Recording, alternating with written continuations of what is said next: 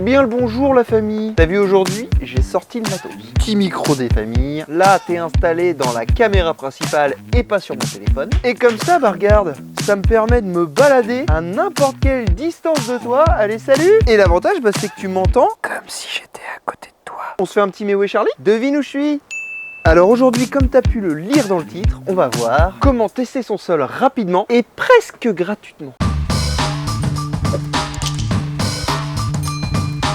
Alors avant d'attaquer par les tests à proprement dit, je vais évoquer vite fait quand même le côté à quoi ça sert de tester son sol. Tester ton sol dans le potager, ça va te permettre de déterminer sa structure et sa composition. Eh oui, mais à quoi ça sert de savoir ça? Je pense que tu t'en doutes, mais tous les légumes n'aiment pas pousser forcément dans le même type de sol. Une fois que tu auras les résultats, tu pourras déjà choisir d'implanter tel ou tel légume à tel endroit. Et deuxième raison pour laquelle tu vas tester le sol de ton potager, et pour moi c'est même la principale, parce que le sol de ton potager globalement c'est à peu près le même partout. Bon, j'avoue, sur mon terrain, il y a 3 types de sols différents, mais c'est un peu particulier. Et ben grâce à ces tests-là, tu vas pouvoir choisir ton amendement. Trop souvent, je vois des gens qui amendent leur potager sans savoir réellement comment est le sol. J'ai une question quand même qui me trotte dans la tête quand je vois ça. Comment tu sais que ton sol a besoin de compost? Parce qu'il y a énormément de gens qui mettent du compost au potager. Parce qu'on rabâche partout, le compost c'est bien, le compost c'est bien. Oui, mais pas dans tous les cas. Est-ce que ton sol en a réellement besoin de compost? Parce que s'il est en surcharge, bah au final, tu l'empoisonnes encore plus, et sans le savoir. Donc, c'est intéressant de tester le sol de son potager. Bref, sans plus attendre, je vais te montrer 3 petits tests qui sont faciles à faire. Et puis après, comme ça, bah, tu seras moins perdu pour amender ton potager. Bon, déjà, avant de réaliser les tests, on va avoir besoin de la terre du potager, forcément. Alors, la prends pas en surface, tu la prends 10-15 cm en dessous de la surface du sol. Ok? Voilà. Premier test que tu peux effectuer, et il y a de fortes chances que tu le connaisses déjà, c'est le test du boudin. Avant de le faire, vérifie l'état de ta terre. Si elle est bien humide comme ici, c'est bon. Si jamais elle manque d'humidité, qu'elle est trop sèche, n'hésite pas, rajoute un petit peu d'eau. On prend la terre dans les mains et le but du jeu, ça va être de former un petit boudin. Tu vois un petit truc comme ça, style crotte de caniche? Alors si jamais tu n'arrives pas du tout à faire le boudin, déjà premier résultat, ça veut dire que ta terre est sableuse. Si jamais c'est ultra collant, ça veut simplement dire que ta terre est plutôt calcaire. Si quand tu le plies légèrement, il tient sa forme, il ne casse pas, ça veut dire que ton sol est plutôt argileux. Si en revanche, quand tu le plies comme ça, il casse, tu vois là, il est cassé, et ben ça veut simplement dire que ta terre est limoneuse ou encore humifère. Donc bah mine de rien, avec ce premier petit test tout simple, et bah t'as déjà des infos qui sont précieuses. Si t'as un sol plutôt sableux, tu sais qu'il va falloir rajouter de la matière organique, hein. Tu vas pouvoir faire pousser des carottes comme never. Par contre, s'il est plutôt argileux, il va avoir tendance à se compacter dès qu'il va sécher. Mine de rien, bah on est quand même assez friand de ce genre d'infos. Et c'est ultra rapide comme test. On va passer à un truc un petit peu plus complet. Ce test-là, il est connu, mais peut-être un petit peu moins. Il s'appelle le test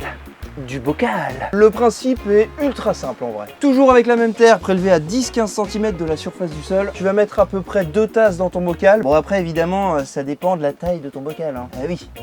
Mais bon, fais quand même pas ça dans un dé à coudre. L'idéal c'est des bocaux d'1 litre. Je me suis dit que j'allais le faire là-dedans, ça marche aussi très bien, hein. Bref, avant de mettre la terre dans ton bocal, pense quand même à enlever le maximum de débris qu'il peut y avoir dedans, si jamais il y en a. Normalement à cette profondeur de sol, c'est limité. Mais si tu l'as retourné les saisons passées, bah peut-être qu'il peut y avoir encore des débris à l'intérieur. Donc enlève tout ce qui est le plus gros. Et au passage, sauvegarde nos amis les vers de terre. Ensuite, tu viens remplir ton bocal d'eau. Alors fais attention de pas déborder, hein. Laisse genre 1 cm en haut, tu vois, comme ça. Tu fermes bien costaud et il te reste plus qu'à secouer. Énergiquement!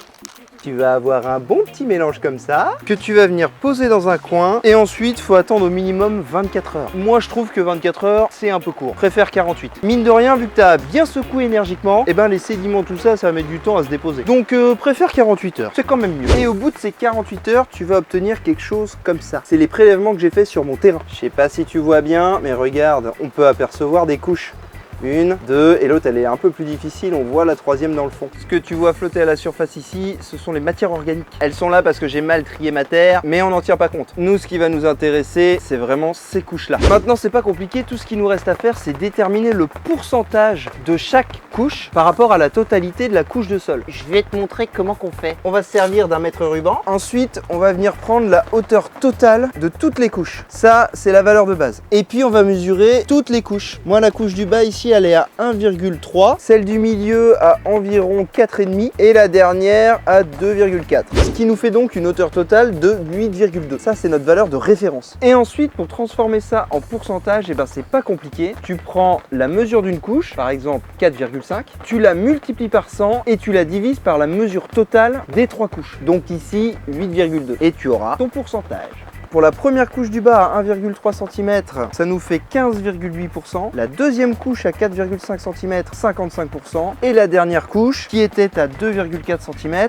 29,2%. Et on atteint les 100%. Alors à quoi que ça correspond ces couches? Eh bien dans le fond tu vas avoir tout ce qui est sable, ensuite ce sont les limons et en dernier l'argile. Grâce à ce test un tout petit peu plus précis, tu connais approximativement la composition de ton sol. Et pour mettre un nom là-dessus, il suffit juste d'utiliser un petit triangle. Tiens regarde, je te le mets ici. Tu vois sur chaque côté, il y a une des couches de représenter le sable, les limons et l'argile. Et bien il te suffit tout simplement de venir reporter le pourcentage que tu as pu observer dans ton bocal. Tu traces une ligne parallèle au petit quadrillage qui est présent sur le triangle et au croisement des 3 lignes, bingo, le nom pour qualifier ton sol. Bon alors tout ça c'est cool, mais il nous manque quand même une info là-dedans. Le pH, ça peut être intéressant de savoir si son sol est plutôt basique, neutre ou au contraire acide, parce que pour les amendements, mine de rien, bah ça a une importance. Alors je vais te montrer le 3e test qui est relativement simple. Par contre il va te demander juste d'acheter 2 trucs, du vinaigre blanc et du bicarbonate de sodium. Moi ici j'ai du bicarbonate de soude. Si tu lis bien les petites lignes derrière,